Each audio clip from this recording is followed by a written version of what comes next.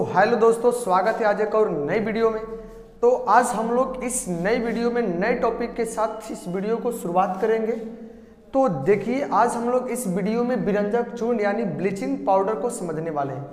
ये कैसे बनाया जाता है, प्रयोगशाला में इसको कैसे बनाएंगे या फिर इसका उपयोग क्या क्या होता है, तो हम लोग इसी वीडियो में सारे टॉपिक को क्लियर कर लेंगे। प्लास्टर ऑफ पेरिस है क्या, इसका निर्माण कैसे होता है प्लास्टर ऑफ पेरिस का, और इसका यूज क्या होता है, इसका रिएक्शन भी हम लोग समझेंगे।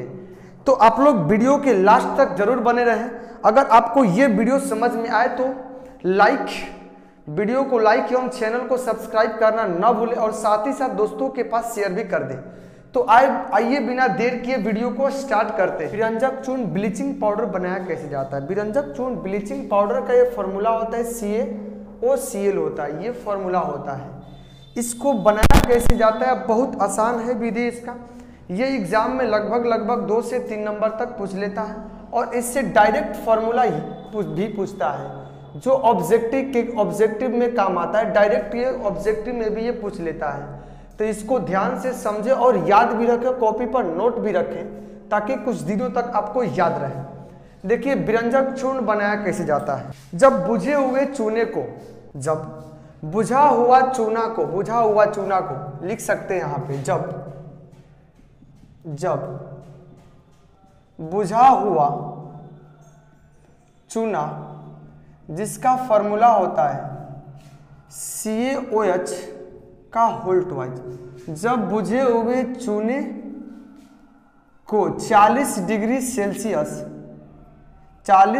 सेल्सियस के ताप पर गर्म कर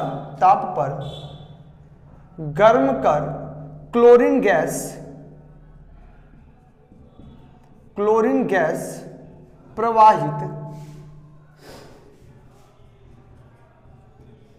गैस प्रवाहित किया जाता है, तो ब्लीचिंग पाउडर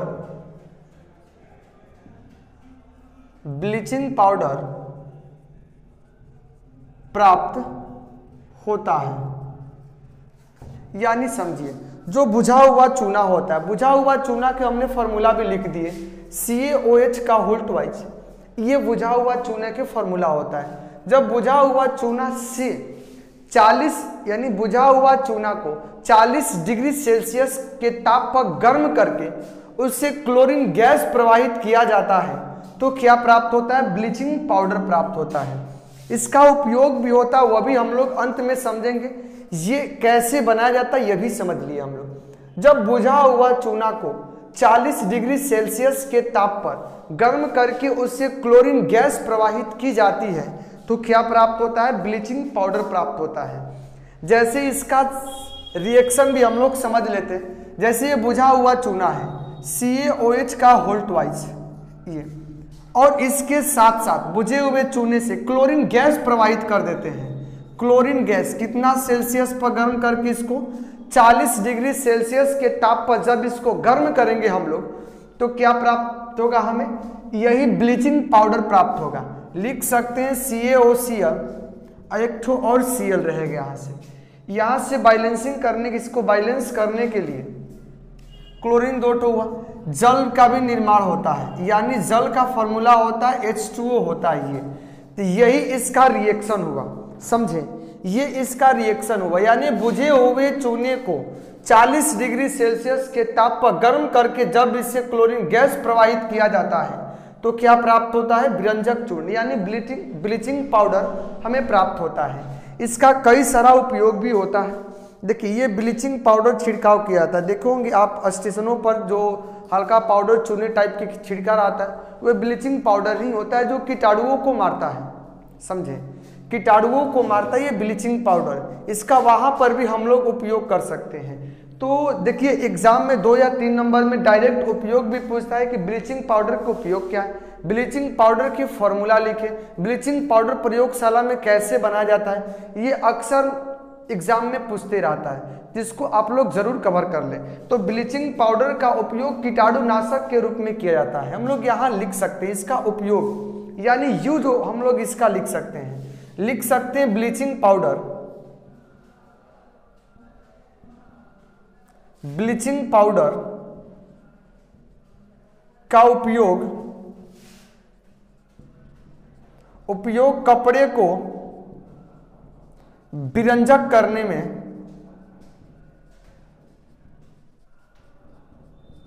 करने में किया जाता है।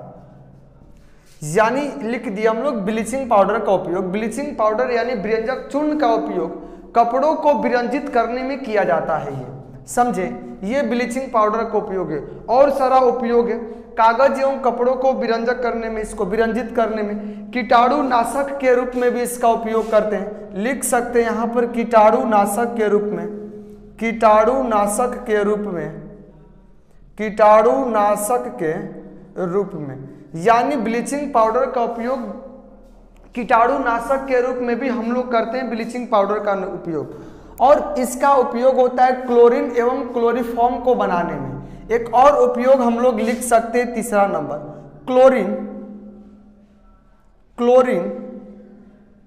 एवं क्लोरोफॉर्म।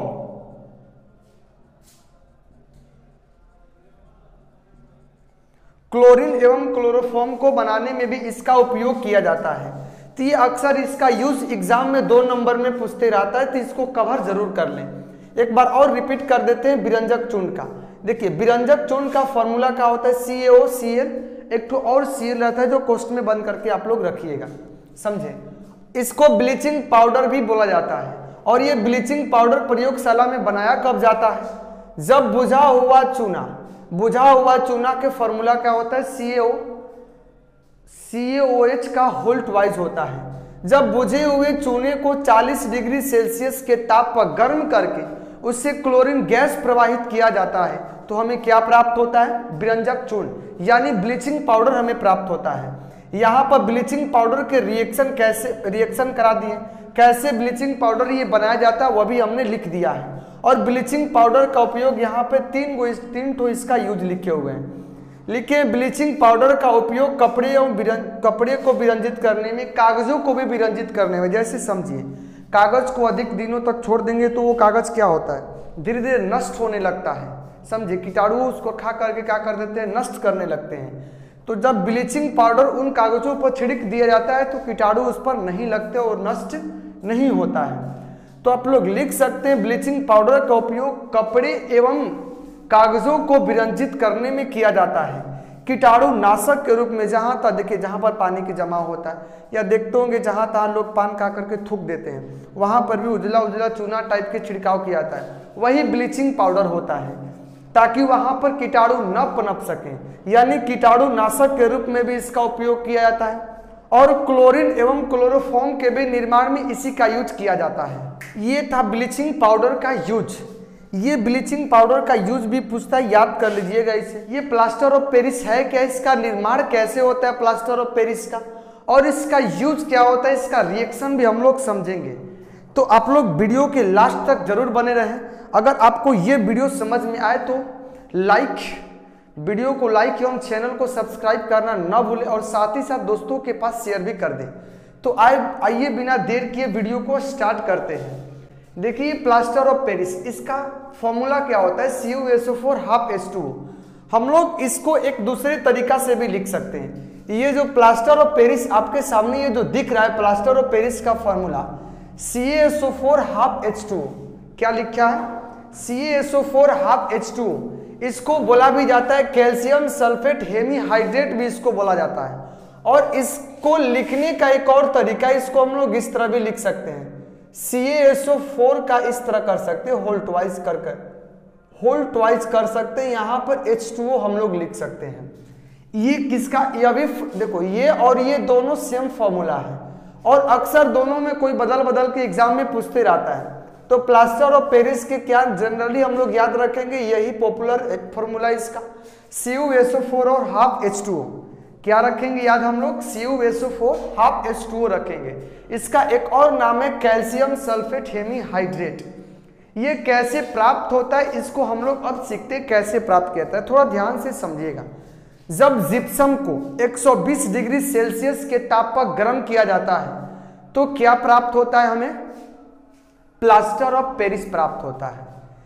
यानी जिप्सम को 120 डिग्री सेल्सियस के ताप पर गर्म करने पर प्लास्टर ऑफ पेरिस प्राप्त होता है। अब जिप्सम क्या है? देखिए जिप्सम का फॉर्मूला होता है CaSO4 होता है।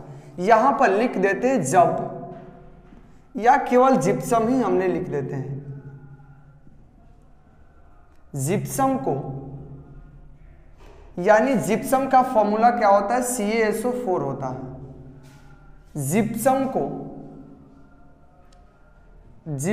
को 120 डिग्री सेल्सियस के ताप पर गर्म करने पर प्लास्टर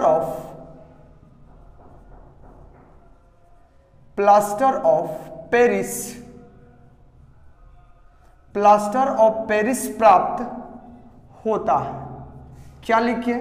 जिप्सम को 120 डिग्री सेल्सियस के ताप पर गर्म करने पर क्या प्राप्त होता है? प्लास्टर ऑफ पेरिस प्राप्त होता है। ये जिप्सम होता है CaSO4 2H2O होता है, इसको जल के साथ रिएक्शन रहता है। 2H2O भी लिखा रहेगा यहाँ पर। ये कठोर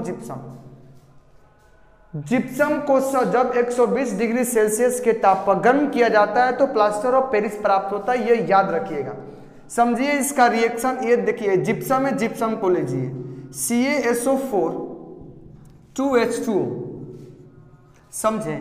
ये CaSO4 2H2O, इसको किसके गर्म करेंगे? कितना ताप पर? 120 डिग्री सेल्सियस के ताप पर गर्म करेंगे। जब इसको 120 डिग्री सेल्सियस के ताप पर गर्म किया जाएगा तो क्या प्राप्त होगा?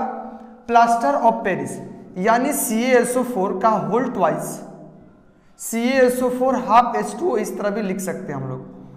CaSO4 हाफ H2O और बगल में कर देते हैं 3H2O, इसको वाइलेंस बनने के लिए, संतुलित होने के लिए, और यहां पर भी 2 कर दिए इसको संतुलित करने के लिए। समझे? याद रखिएगा CaSO4 हाफ H2O क्या बनेगा? CaSO4 हाफ H2O बनेगा, यही इसका रिएक्शन है। इसको याद रखिएगा किस तरह बनता है। ये 1/2 कहने के मतलब हम लोग इसको इस तरह भी लिख सकते हैं, CaSO4 का इस तरह होल ट्वाइस करके लिख सकते हैं, और H2O भी H2O हम लोग लिख देंगे, अब प्लस में 3H2O। अब ये क्यों लिखे यहाँ पर 2? इसको वाइलेंस करने के लिए लिखे हैं, ताकि कोई भी केमिकल इक्वेशन वाइलेंस में रहता है तो उस इक्वेशन के बारे में हम लोग पूरी तरह जानकारी प्राप्त कर लेते हैं किसमें क्या है। इसलिए इसको क्या कर दिया गया है? 2 लिख दिया यहाँ पर। देखिए ध्यान से, 2 लिखने के मतलब 2 कैल्शियम है, यहाँ पर भी 2 कैल्शियम है, SO4 2 गो है, SO4 भी यहाँ 2 हो गया, 2 हाइड्रोजन यहाँ और 6 हाइड्रोजन यहाँ, 6 2 8 हाइड्रोजन, 2 हाइड्रोजन 2 ये, 2 दूनी के 4, 4 दूनी के 8 हाइड्रोजन यहाँ भी है। तो ये प्लास्टर ऑफ पेरिस के फॉर्मूला हो गया। अब इसका यूज क्या होता है? यूज भी इसका बहुत जगह होता है। जैसे समझो प्लास्टर ऑफ पेरिस, दीवालों को प्लास्टर करने में किया जाता है। देखते हैं दीवार को उजला पुट्टी किया जाता है, उस यानी दीवालों को भी प्लास्टर करने में किया जाता है। इसका यूज हम लोग लिख सकते हैं। यूज के मतलब उपयोग हम लोग लिख देंगे, दीवालों को प्लास्टर करने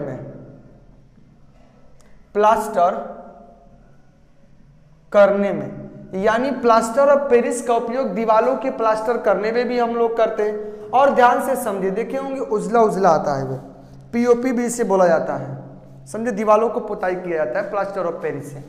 इसे POP भी शॉर्टकट में इसे POP बोलते हैं, प्लास्टर ऑफ पेरिस बोला जाता है, यानी दीवालों को प्लास्टर करने में। या आपने देखे होंगे जब हाथ और टूट जाता है, जब हड्डी टूट जाती है शरीर के, तो हड्डी में प्लास्टर करने के लिए उजला उजला पाउडर टाइप के उपयोग करता है डॉक्टर सब। ये डॉक्टर सब ये सब उपयोग करते हो जो उजला उजला कलर का होता है, वही प्लास्टर ऑफ पेरिस होता है। यानी हड्डियों को जोड़ने के लिए भी हाथ को प्लास्टर किया जाता है। लिख सकते हैं टूटी हुई हड्डियों को जोड़ने में, लिख सकते हैं यहाँ टूटी हुई हड्डियों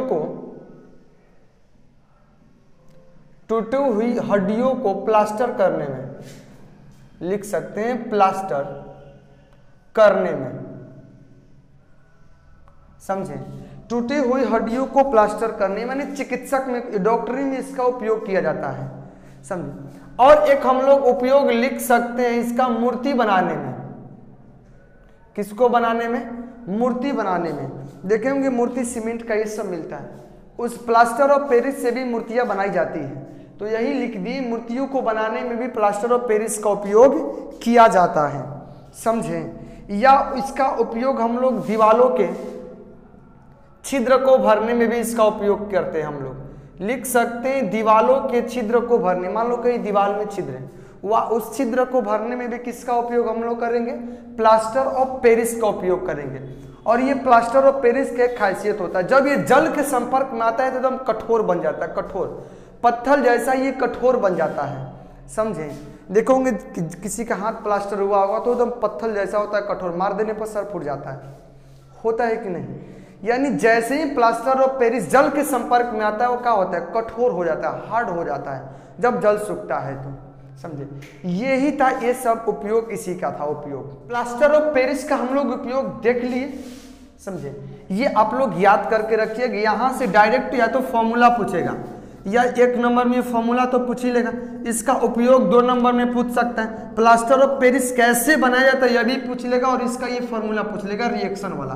तो आप लोग इसे याद रखिए, यह भी वीवीआई पॉइंट है, अक्सर ये साइंस में पूछते रहता है। तो आज हम लोग इस वीडियो को इतना ही पर लास्ट करते हैं। अगर आपको यह वीडियो समझ में आया होगा तो वीडियो को लाइक एवं चैनल को सब्सक्राइब और दोस्तों के पास शेयर करना न भूलिएगा। मिलते हैं नेक्स्ट वीडियो में। जय हिंद, जय भारत।